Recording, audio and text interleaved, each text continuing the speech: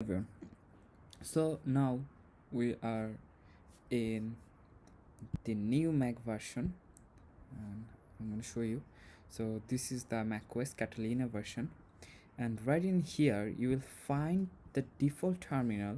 If you look for the terminal, go to the terminal, and you can see this is not the bash anymore. Okay, so this is just Z ZSH shell.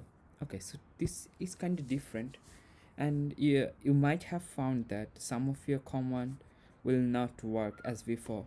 For example, if you just want to echo the path variable that I have been created previously, for example, go for the path.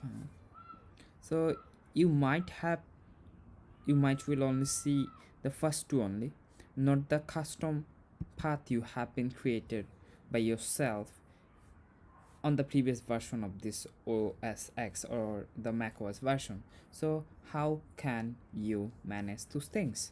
So for that thing, so if you want to add a path into the new shell that is known as the ZSS shell, what you have to do, you have to first okay, so there is a simple way you can do it.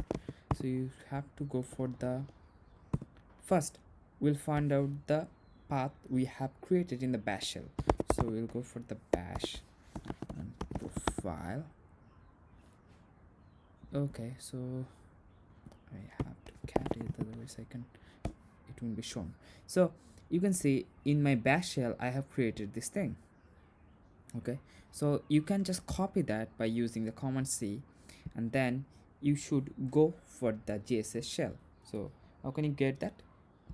So for that you have to go for the vim, then I hope I have that already. So vim dot z profile, okay, whatever you say. So just press the enter.